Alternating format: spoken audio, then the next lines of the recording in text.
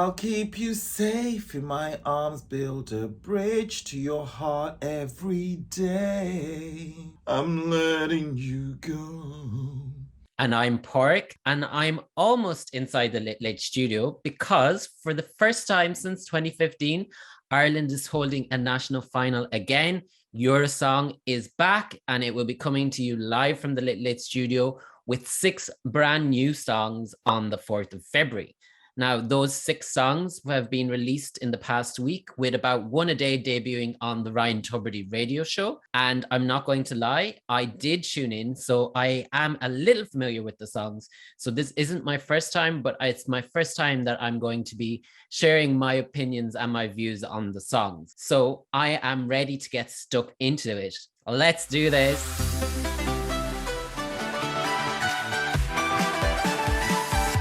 And now it's Brendan Murray with Real Love. And I'm sure most of you will remember Brendan from Eurovision 2017 when he sang Dying to Try for Ireland in Kiev. That time he didn't make the final. He lost out, obviously, and he didn't have to go through a Eurosong selection. He was internally selected with the help of Louis Walsh. So let's see how he fares in a actual competitive field before getting to Eurovision, if he is to get there. Hitting play. Oh. So straight away, vocally, he's changed it up a bit. It's not the same high-pitched voice I love that Brendan's you would have recognized voice. from Dying to Try. It's very slow. Do you feel it too when it's not sitting right? And this is the only song as of now that has no lyric video or visuals or anything. We're just going with the cover art, which is Brendan standing underneath the canopy of umbrellas. There's a lot of piano. It's nice, but it's a bit like, it's a bit nondescript. Okay. There's no visuals to distract me, so I should be listening to the songs, but it's... I want to be more connected to this song. I think maybe it's because it hasn't got a music video. I'm not getting a visual treatment or a taster of how this will be served.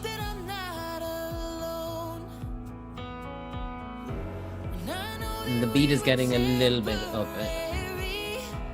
He's back singing about temporary love. Okay. Okay, he's back on the chorus of sorts, if you could call it a chorus. It's the closest thing to a chorus this song has. But it's the Okay. Real Love. It's not one that will entice you to pick up the phone, I don't think. It's not very memorable. I think this really is a song that we're going to see. We're going to need to see it live.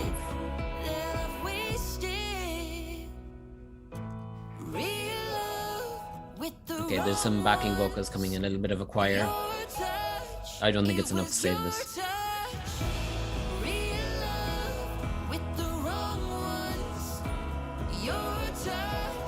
This is feeling like a very long 3 minutes. He's back singing Real Love. Okay. And it's over. It's just ended. It kind of meanders along. There's no big moment, which I feel a Eurovision song, regardless of what genre, it needs to have a moment. Salvador Sobral had his moment, Måneskin had theirs, Jamala had her moment. I don't see where Brendan is going to get a moment in this song. Okay, I don't dislike it, but I'm not in love with it. I'm in love with Brendan Murray's voice, and I'm in love with his talent. Let's not forget he came to the UK and competed in the X Factor, finishing in the top 5. I mean, the guy is just a bundle of real good talent, and he's very gifted. His voice is so unique. And it is so studio, and I feel like he's the sort of person that could be the perfect vehicle for shifting millions and millions and millions of copies. But here lies in the problem. You still need a good song. And I feel like the song is just basic. It's average. Real love with the wrong song. Real love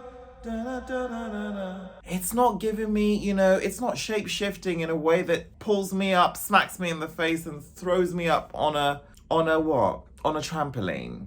No, instead, I'm just kind of riding a donkey on a sort of like a steady pathway. It just offers no surprises. It's pleasant. And pleasant is not fireworks. At this point, Brendan Murray, I just want to be dazzled. Dying to Try, however, did have an impact on me. I really liked that. I like how that was a real vocal showcase. And I think that if he had a stronger team behind him, certainly in terms of visual treatment, I think that could have cut through. It's Brendan's song in 2017 was very divisive. I didn't like it at all. The vocals grated on me. That's not the case this time. But this time, I think I can't see anybody feeling passionate about it, whether passionate in love or passionate against. And I think that's a bad sign for a song, because at least in 2017 there were people who passionately liked that style of singing. There was something to grip them. There's nothing to this song. It is very middle of the road. Unless something is going to come live, I think this song is staying in the Late Late Studio. Brendan doesn't have, despite being a past Eurovision act and being an X Factor act, he doesn't have a huge audience that are going to get behind him en masse and put him through. Unless he's able to pull something out of the bag on Friday, the 4th of February, yeah, I can't see anything happening. It's like reminding me a little bit of Together, but Together had far more to it. I'm sorry, Real Love, it's pass. This song, you know what? I reserve the right to revisit this once I've seen a music video. I think when I grapple with the vision of this song, I'll be a lot more committed to it. Right now, the strength here is Brendan Murray and his vocal talent. The song, okay, to be continued. Is Brendan Murray now on Pinterest? He ought to be, because you know what? Apart from having an amazing voice, he serves looks. Repeat, sir. The guy's been hitting the gym. Hello, we want to see a mood board. And while you're at it, follow Wiwibloggs on Pinterest. Brooke has got a song called That's Rich. And if you're kind of tired and you've been going through gazillions of songs and you're kind of looking at the title, you kind of think, broke, that's rich. But no, it's not broke. It's Brooke! Brooke Scullion. She's a newcomer from Derry. Some people may be familiar with her from The Voice UK. She participated a year or two ago and she made it as far as the final. And during her audition, she turned all the chairs. So yeah, she's definitely someone who's able to impress live. And interestingly, she's the only act who's kind of gotten, it's not quite a music video at this stage, but it's visuals and Brooke is in it. It's more than a lyric video. It's more than album art.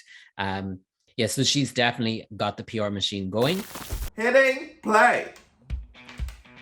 Okay, straight away it's there with the intent. The guitars are dun, dun, dun, dun. Dance floor moment. This is more like it. Oh yeah. It's very modern. And it's kind of on that trend of borrowing the punk pop from the noughties.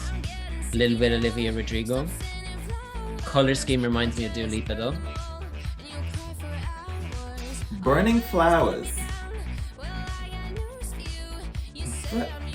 Must give off really good aroma. See, she does it. She brings us up to the hill and she keeps us marching. She's not like Janet.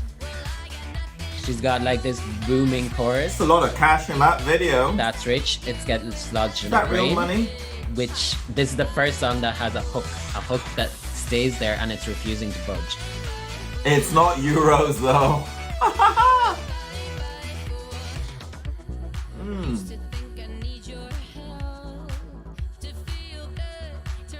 Do you know, this is promising. I kind of feel like it's not the final product. It's like the advanced stages of a demo, but we're still working on it. We're still kind of, tweaking it. Vocally, Brooke has got a really good pop voice. It's a really good studio voice. Ireland doesn't usually send these kind of I'm over it songs, breakup songs. This will be difficult to deliver in that tone live, Like, is this reinventing the wheel? I'm No. feeling it. Is it reinventing the wheel for Ireland at Eurovision? Most definitely, yes. I think this is probably the most contemporary song we've had in an Irish selection in a Work long it, sister. I like you. I like And Brooke. you. I don't like that spoken word part. Okay, so we're at the part now where there's kind of auto-tune and a bit of trickery with the vocals, but Brooke has told me in an interview, which you can watch on Wiwibloggs, that she's prepared for that. So she's going to sing in a different tone to get that effect without the computers.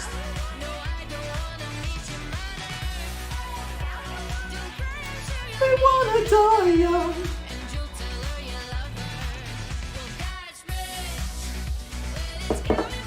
This needs a bit more dynamism, and I don't like. By dynamism, I don't mean you need to put your voice through a vocoder and speak through it. No. The arrangement needs to be a little bit more exciting. But you know what? The base product here is really good. So she's going big. She's prepared. She has the visuals out. You know what? I'm getting vibes of Beth Ditto and who else? It's good pop. It's good pop. Yeah. You know, this is not going to win the Eurovision Song Contest. It may not even make it out of Ireland, but it's a decent effort. And with a bit of tweaking, I think this could give a very respectable finish. At Eurovision, in fact. Now she ends all of a sudden, but unlike the other songs, it works with this song because she's captured our attention. I've been focused on her for this whole time, and it's kept me engaged. I'm not drifting off. Yeah, it's a great job from Brooke. She's come with the passion, and I think she has the vision, and she definitely has the image. She will stand out. Will we be worried about the Late Late Show audience? Will they connect with her? I don't know, but people have said that the Late Late Show audience voted for Casey Smith and Ryan Dolan and whoever else throughout the years. Rachel Goode is a classically trained soprano, I believe. She's from Ballinasloe in County Galway in the west of Ireland, and she's best known for singing country songs. For Eurosong, she's releasing this schlagery, Scandi, pop, disco song with the same songwriting team as behind Rafał's The Ride from Poland 2021. Now, let's play and let's see what Rachel has to offer. So I'm hitting play now. Straight away, I can see she has a very strong, deep voice. But I like it. Not hearing much country or classical. Yes, boo. Oh, what's that smudge? Clara now. The video, I can see straight away from the video, it shares a lot of vibes with The Ride. Oh, I like these CGI graphics. Take me to that sky. What city is that? Looks like Chicago. The songwriters really go for the same metaphor. Last year was The Ride, now life's a highway. And they really like their driving. And, of course, Key change. it's gone into the chorus and it's amped up, but I'm Feel not sure. the wind in my hair. I feel like it should be bigger. It should be madder. It should be crazier. There's an 80s feel to this. Oh, the transitions are uncomfortable for me. It's not fluid, it's just quite jarring. It's got a universal yet very generic message, so it's hard to know who she's singing to or what she's singing about exactly. She's moving on, but is it from a lover? Is it from an old job? What is it?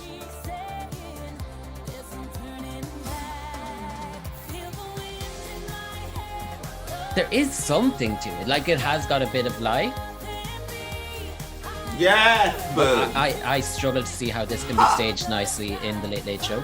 Maybe they have plans. Maybe they have plans for choreo. But see, the thing as well is that Rachel is a country singer, so I don't know how authentic this will be to her. It's the kind of song it could have been sung by 100 other singers. A bit of guitar. Stopping at 2:09. nod to Albania. If you know Festival of Congas, you'll know.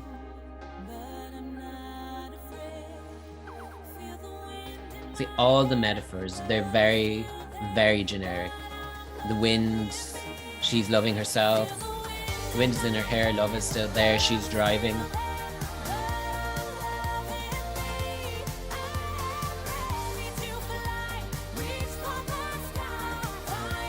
Yeah, I can't deny it. Rachel has a lovely voice. It's very strong, at least on the studio version.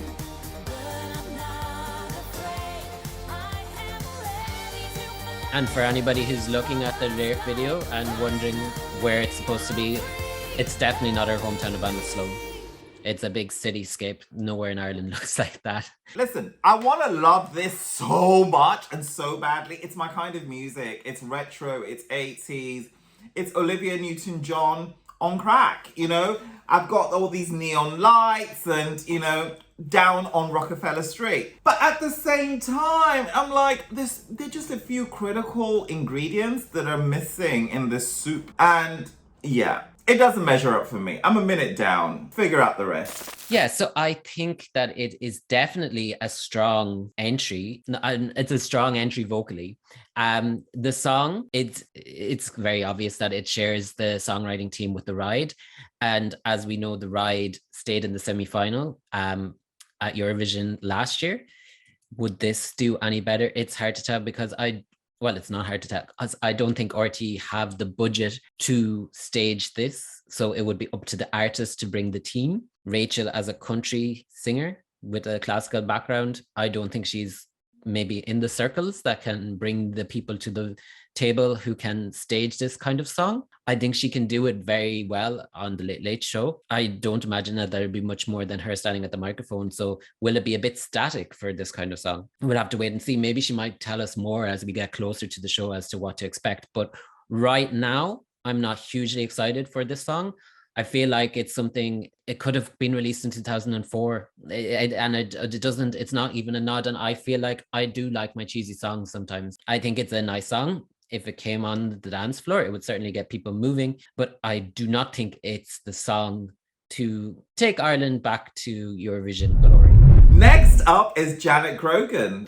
The song is called Ashes of Yesterday. Now, Janet has been on, British people will know her because she's been on X Factor. She's also gone to Eurovision backing Ryan O'Shaughnessy when he qualified for the grand final, and Nikki Byrne, a Westlifer. So, she's done behind the scenes. She's tried X Factor. Now she's going for Eurovision. There's a few familiar faces on the songwriting team. Aidan O'Connor, perhaps. He wrote Czech Republic song from 2016 with Gabriela Gunchikova. So let's see how Ashes of Yesterday goes.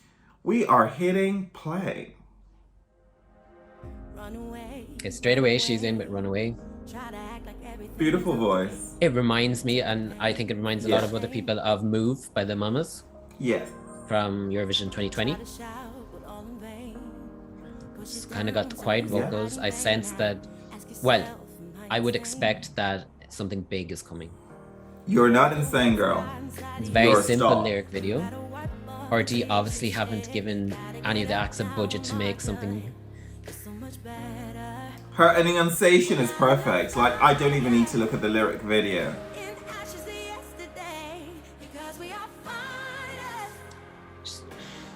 I can imagine the Mamas really singing this and taking it to choral heights.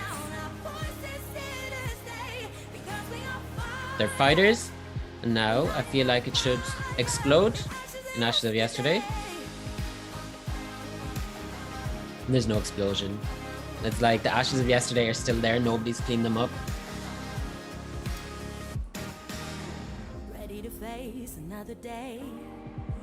And now it loops into the verse. The arrangement could be so much better.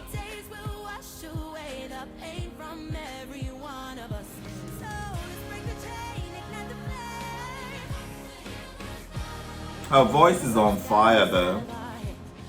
And I love the lyrics here. Very empowering. Yes, wipe those tears, honey. March ahead. Forge ahead. You're so much better. Amen to And that. the metaphor, it's a bit clunky because Fighters. they're lighting a fire in ashes. Firstly, that's not an efficient way to light a fire. Secondly, they're gonna, this fire is, We are fighters.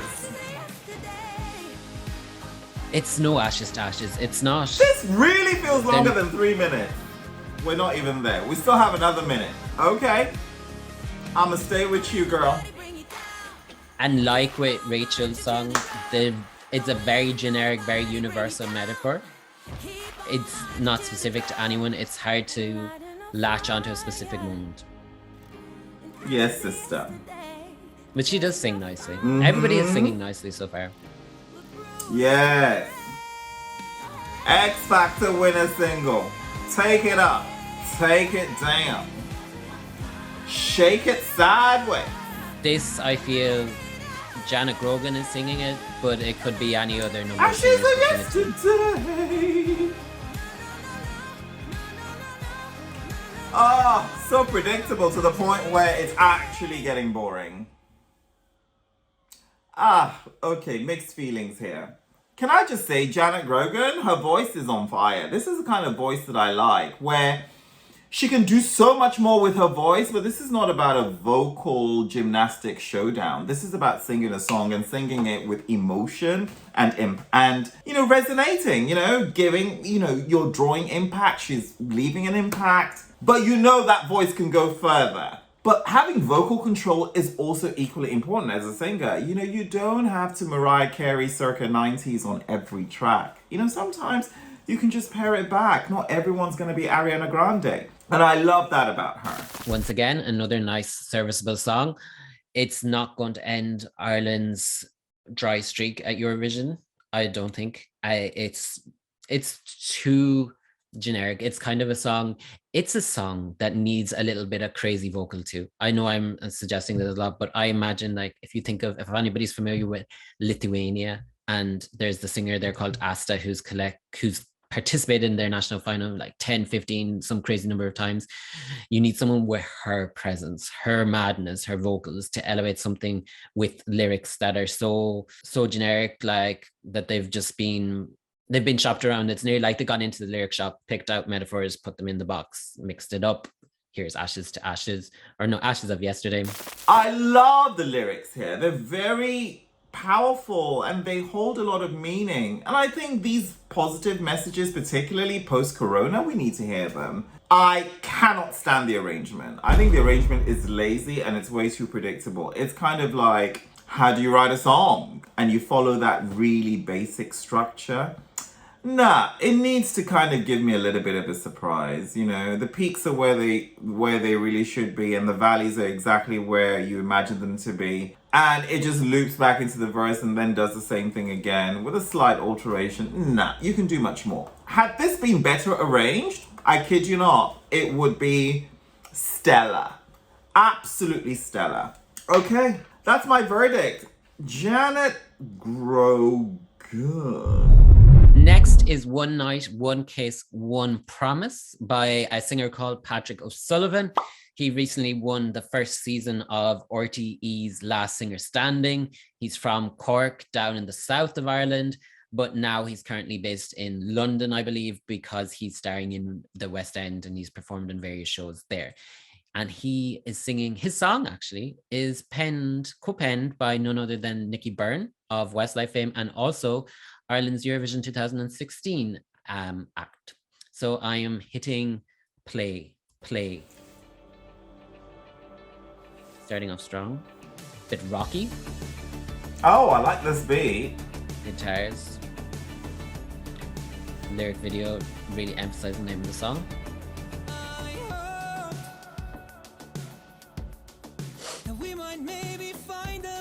Safety somewhere here. Okay. I want to feel safe.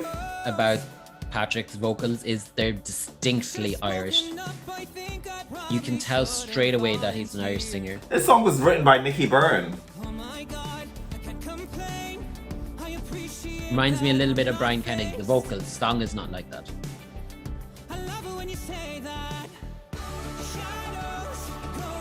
He's got a very nice voice.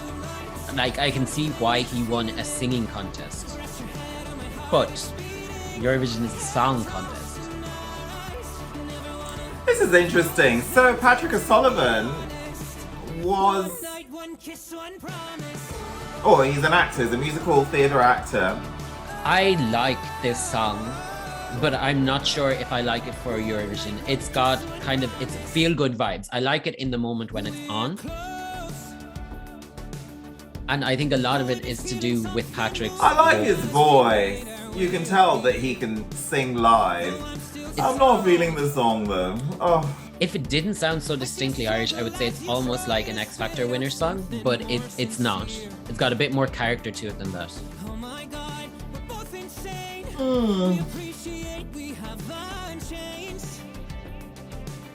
Actually, Nicky Byrne is one of the songwriters. So I like that at least it has the chorus. The chorus is coming. You hear the oh, you know something is happening. This is an endurance test at this point. This is the kind of song that I think might really connect with people who are watching, who have a perceived idea of what Eurovision should be. Because it's arguably the kind of thing that Johnny Logan might release if he was Bridge now. trying to enter Eurovision now in 2021. And Ireland has sent a lot of male balladeers over the years. It's just not high impact. It's not quite a ballad, but I wouldn't call it a bop. It's like a mid-tempo song. 2 minutes 38 seconds. I'm actually done. That note, that's there for the juries. If he can hit it live, that's going to impress a lot of jurors and viewers. One night, one kiss, one promise. It's not a bad song. That's not why I'm stopping. There's nothing woeful here. It's just not high impact. It's just like another song. It's just another 3 minutes gonna go by. And you know what? I get it. Shadows, one kiss, one promise. Shadows go by. One night, one kiss, one promise. I mean, like, okay, we're done. So One Night, One Kiss, One Promise, I think that's the song. I think this is the song that could potentially be the shock winner because Patrick can sing very well. So that will impress jurors. And some people in these competitions as well, they look at the vocals first rather than the song. And that's not necessarily the right way to go about it. But he has the big jury note. He has Nicky Byrne on the right songwriting. He also has Danny O'Reilly, who's quite well known from the Coronas. And yeah, so he has that big bass there. He's not an established name despite winning that show because I don't think many people watch that show. But yeah, Ireland has a thing for these kind of male balladeers because there's a singer called Daniel O'Donnell and he's made a career out of it for the past 40 years singing nothing quite spectacular, but he has a kind of a charm about him. And I think looking at the Instagram pictures and his videos on YouTube that Patrick has this charm too, kind of the good looking boy next door look. And he's got the strong vocals and from the audio at least he has a bit of charisma. He's giving it character. It sounds, I don't think anybody else could sing the song the way he sings it, so that's all very much pluses on his side. And I feel that this could be a dark horse. Follow Wiwibloggs on Pinterest, and while you're at it, try to figure out if Patrick O'Sullivan has actually got a mood board on Pinterest. Wow. Okay, Ireland, 6 songs, right? We've come to the end of it now. Miles Graham music has just dropped, yet we're gonna get out of it, completing the lineup. Okay, I'm now looking. He's got a song called Extended Version Lyrics Video. That's ambitious. Am I gonna want to stay longer than 3 minutes? It remains to be seen.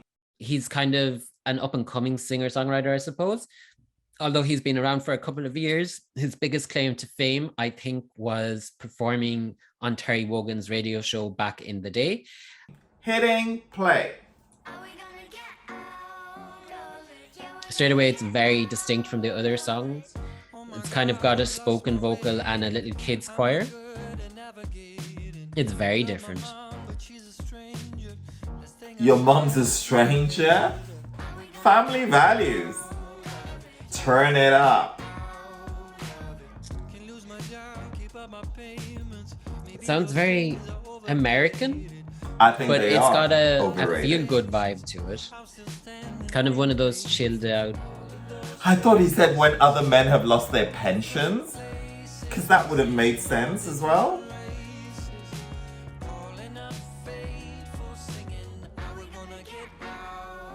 Okay, we're back with the kids. When it instantly comes on first, I'm kind of like, oh wow, yes, there's something here, there's something different. Now we're getting a bit of trumpets. But as the song goes on, I'm kind of like, what's next? There's this very laid back, chill back vibe, yeah. and that just continues.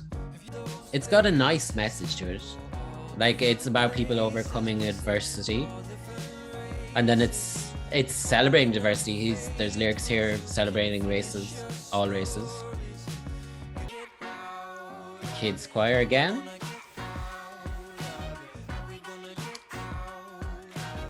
You know, this is a sort of song that somebody who's really established would sing, like Bob Dylan, Cat Stevens. You know what I mean? Like somebody at the peak of their career.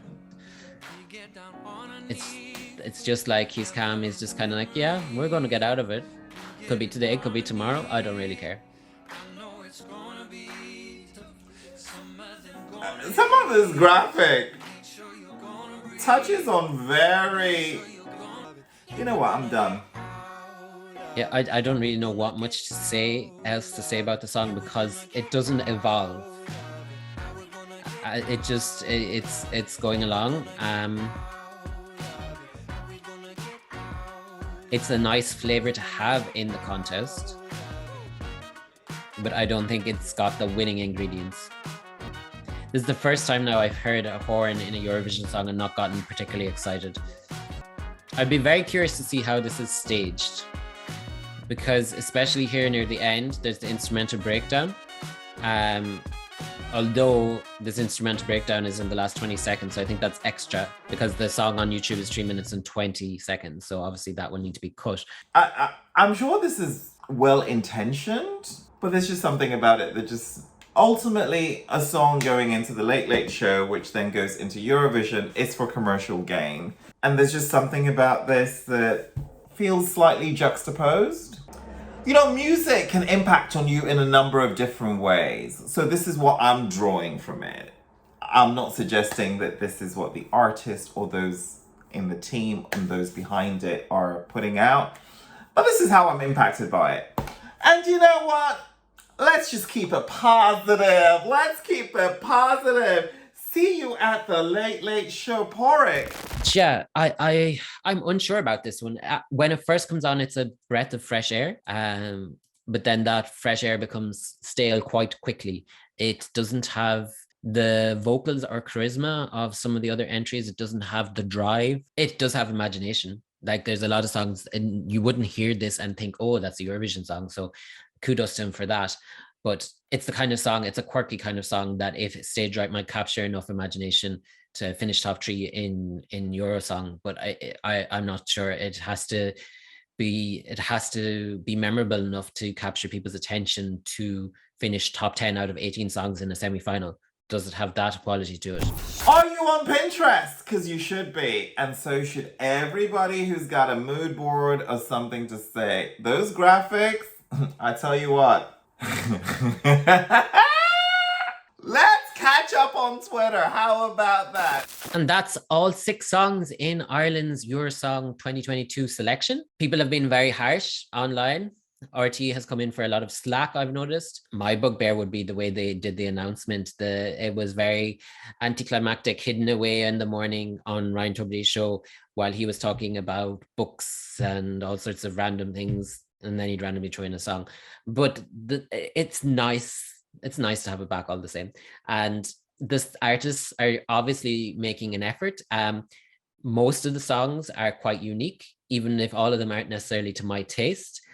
I think realistically, Brooke's That's Rich is the only one that I could see doing halfway decent at Eurovision. I think if it got to Eurovision, it would definitely be considered amongst the favorites of fans. And it would definitely be one of those songs that will get played at Euro Club. It could be played on the radio, and hopefully at least on the radio in Ireland. It's a song that could exist outside the Eurovision bubble. If I was to pick any others, I would say maybe Patrick O'Sullivan's song could be perceived as the stereotypical Eurovision song. And it's probably of the stereotypical Eurovision songs that are in this semi-final or in this national final, it's probably got the highest quality in terms of uniqueness and charm. His vocals are very special. I'm disappointed that he doesn't have a song to do justice to his vocals, because I really like them.